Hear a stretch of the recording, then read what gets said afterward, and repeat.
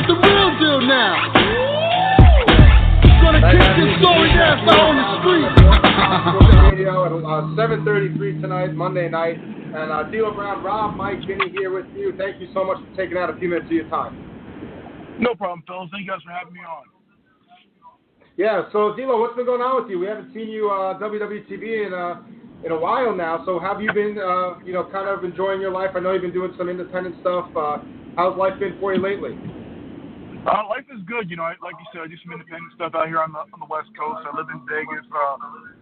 Do a lot of work with the Godfather, so I get to hang out with the ladies there. And then I have my wrestling school, the Snake Pit. So nice, the Snake Pit. I keep busy.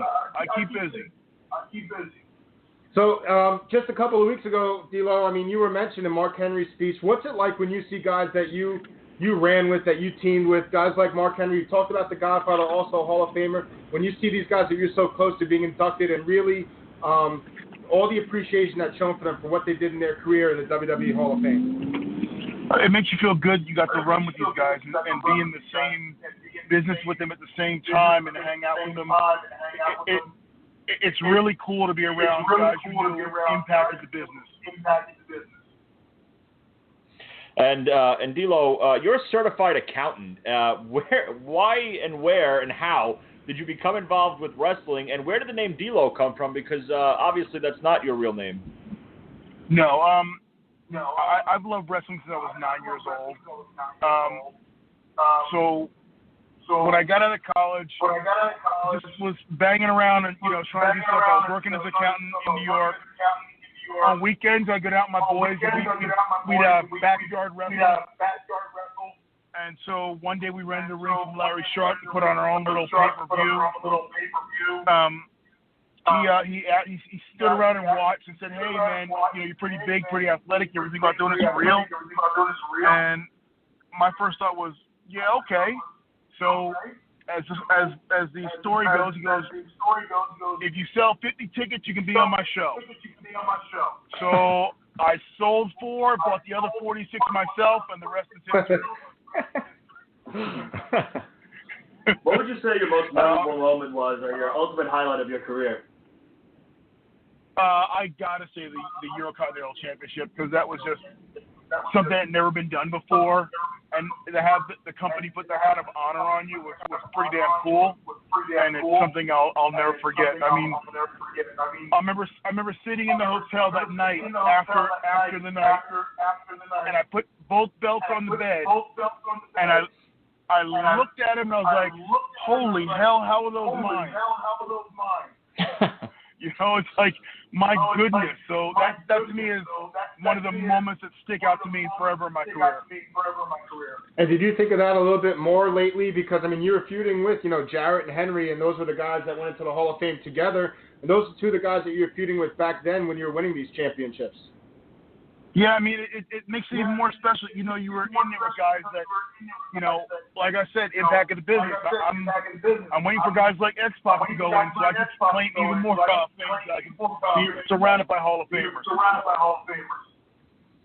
And in your time with TNA, you actually worked with AJ Styles a little bit. You teamed up with him. What was it like working with a guy like AJ Styles and seeing him now on the big stage, almost getting that credit he's deserved? It's long overdue. AJ was a tremendous worker back then. Right now, he's probably the best all-around worker on the planet. I don't pull any punches when I say that. And it was really cool to see his hunger and desire to get better, and he wanted that recognition for just what he was contributing to the business, and he's finally starting to get it.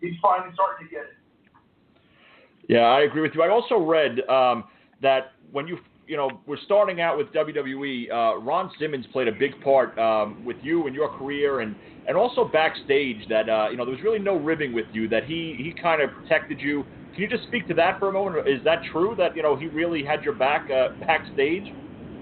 Ron Simmons to this day is like the father I never had. So yeah, from the minute I got there, he took me under his wing. He protected me.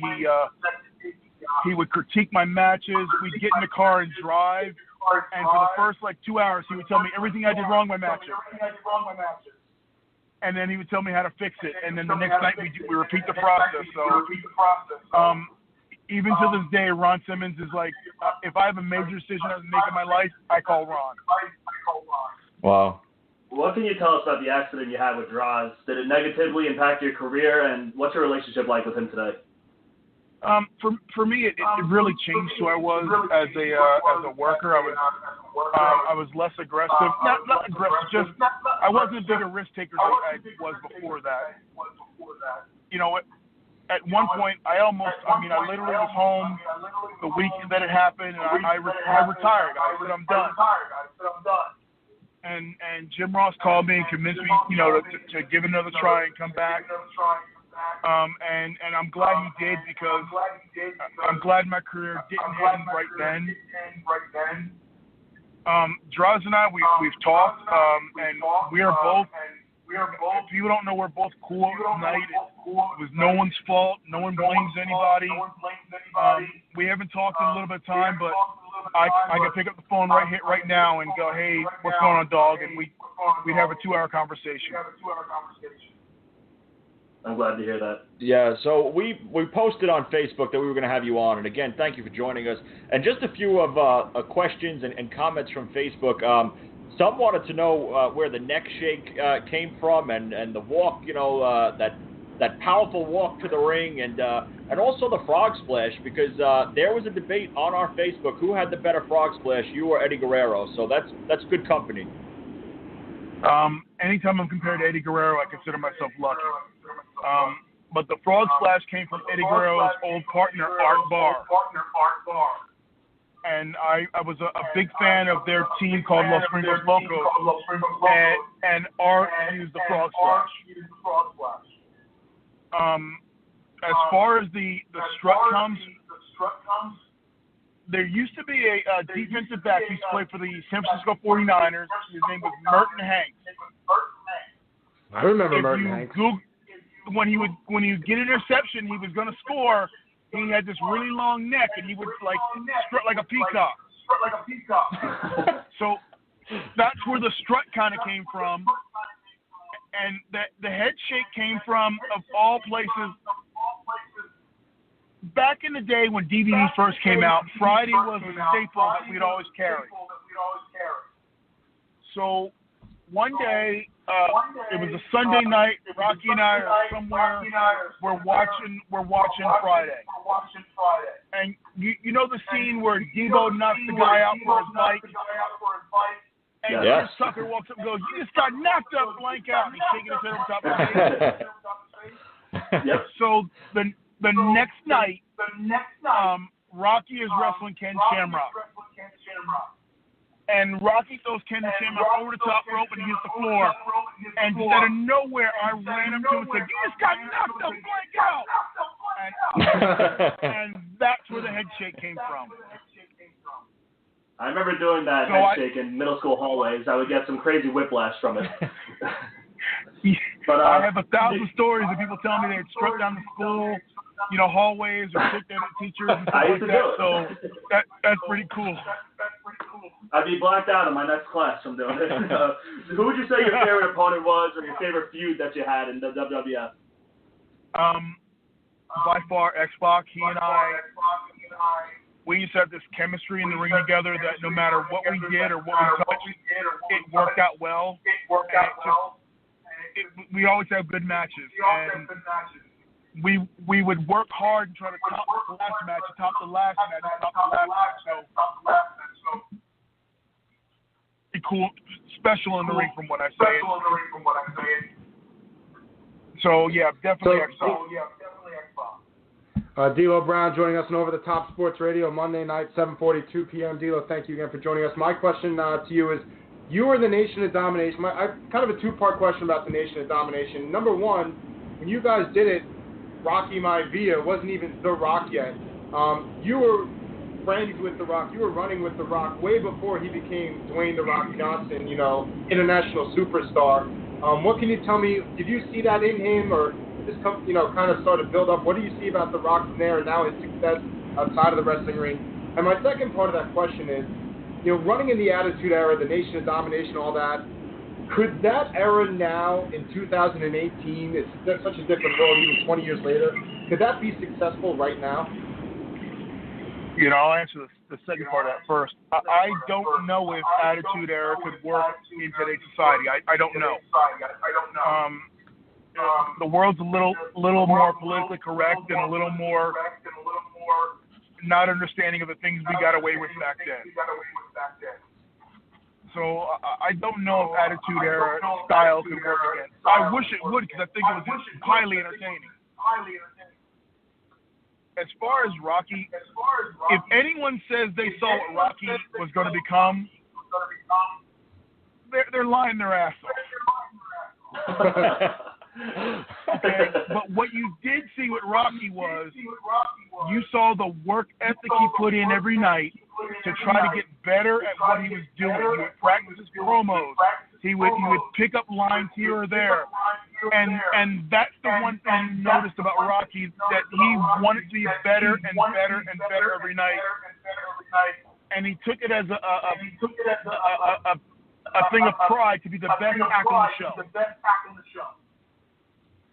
And was there a point that you're there and you guys are on this group together? I mean, this is a group full of Hall of Famers, tons of championships won by all of you guys, but was there a point where you started to realize that this guy is just kind of ascending to a level, like, out of this world, and just in the wrestling business at that point, not with all the movies, but just ascending to the top of the car where this guy is going to be basically selling out WrestleManias, fighting with guys like Austin? Was there a point where you saw that happening and starting to ascend?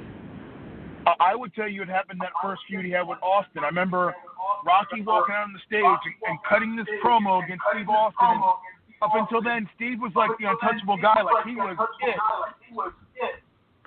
And Rocky went out there and went toe-to-toe verbally with Steve and just stepped to another level overnight. And I remember saying to him, I think it was that night in the hotel room, I was like, Rocky, bro, there's something special there. There's something different about what you're doing now. And lo and behold, 20 years later, he took over wrestling and he took over Hollywood, and hell, he's probably going to run for president. He'll probably win too. He probably and win. I'll vote for him. He's got my vote.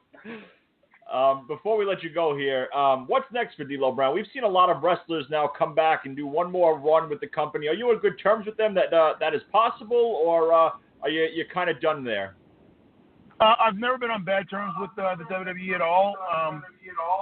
I'm enjoying, semi-retirement, playing around here out in the independents and teaching my students, because most of the shows I go on now, I take some of my students with me. So it's a way of giving the information that Ron Simmons gave to me back to the next generation. And that sounds great. Again, thank you for joining us, D'Lo Brown, everyone. D'Lo, thank you. Hopefully we can talk to you in the future, and thank you. Really, we all appreciate it. Best wishes, man. Thank you, guys. Reach out anytime. I'm always here.